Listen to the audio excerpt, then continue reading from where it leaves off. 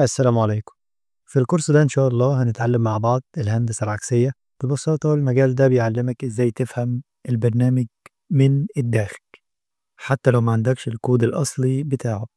يعني لو حبيت تحلل برنامج أو لعبة وتشوف إزاي شغالة لازم تكون فاهم شوية أساسيات في البرمجة. ما تقلقش حتى لو عمرك ما برمجت قبل كده أو لو مش فاهم يعني إيه برمجة. أنا هشرح كل حاجة خطوة بخطوة وهنتعلم مع بعض لغة السي بلس بلس لأنها الأساس اللي هنبني عليه كل شغلنا. هنتكلم عن حاجات زي إزاي الكمبيوتر بيشتغل، إزاي نحلل برنامج أو ملف تنفيذي، وإزاي نفهم المنطق الداخلي لأي نظام. في النهاية هتكون قادر تفهم أي برنامج وإزاي بيشتغل وتدخل عالم الهندسة العكسية. الهندسة العكسية هي إنك تفهم برنامج من غير ما يكون عندك الكود الأصلي بتاعه، يعني تفتح الملف اللي الناس بتشغله مش الكود الأصلي، وتفهم إزاي بيتصرف وبيشتغل وليه بيعمل كده وكمان إزاي تتعامل معاه. ليه ده مهم؟ عشان تقدر تصلح أو تحمي أو تفهم البرنامج لما يكون مفيش الكود الأصلي. مثال بسيط علشان نقدر نوصل الفكرة: لو قدامك برنامج بيسألك عن كلمة سر وانت ما عندكش كود المصدر، تقدر تشغل البرنامج وتلاحظ امتى بيقبل كلمة السر وامتى بيرفضها. من هنا تقدر تعرف فين بيتأكد من الباسورد وتفهم طريقة عمل البرنامج. الهندسة العكسية باختصار نفك شفرة البرنامج من غير ما نملك الكود الأصلي اللي هو كود المصدر. بنتعلمها علشان نفهم البرنامج من جوه ونصلحه أو نحميه. أولا حابب أقولك بسرعة إيه اللي محتاجه علشان تكمل في الكورس. مهارات أساسية زي لغة C++، ولو مش بتعرف في البرمجة دلوقتي متقلقش، احنا هنتعلم C++ من الصفر كجزء من الكورس. المهارات المطلوبة اللي كده كده هنتعلمها كأساسيات زي ال if condition والfunction والloops زي الفور والوايل، وفهم بسيط لطريقة شغل الكمبيوتر. هنتكلم عن حاجات زي البروسيس والميموري، ملفات التنفيذ ال exe، وطبعا في موضوعنا ده محتاجين تكون اللغة الإنجليزية بتاعتك يعني بسيطة، ودايما حاول تطور منها لأن مجال الريفرس المصادر الأجنبية فيه قوية جدا. ليه البرمجة مهمة في الهندسة العكسية؟ وده لأسباب بسيطة ومنطقية.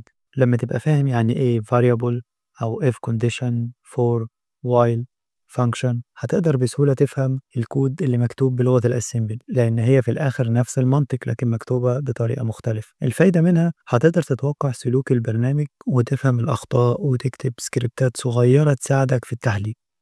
مش محتاج تكون محترف، احنا في الكورس هنتعلم أساسيات C++ خطوة بخطوة. البرمجة مش شرط تكون خبير فيها قبل ما تبدأ، بس لازم تفهم الأساسيات علشان تترجم الأكواد اللي قدامك وتفهمها بسرعة. إيه أفضل لغة برمجة ممكن تتعلمها علشان تبدأ في الهندسة العكسية؟ بص، هو في لغات كتير جدا ومش لازم ولا منطقي تتعلمهم كلهم، لأن الفكرة مش في عدد اللغات اللي تعرفها، الفكرة إنك تفهم المنطق بتاع البرمجة وتتعامل مع الكود بعقلك مش بالحفظ. اللي محتاج تتعلمه في البداية هو شوية حاجات كده بسيطة: تفكير منطقي في الكود، إزاي تحلل المشكلة وتفهمها، إزاي تحلها بخطوات بسيطة، وإزاي تفهم الخوارزميات ورا الكود.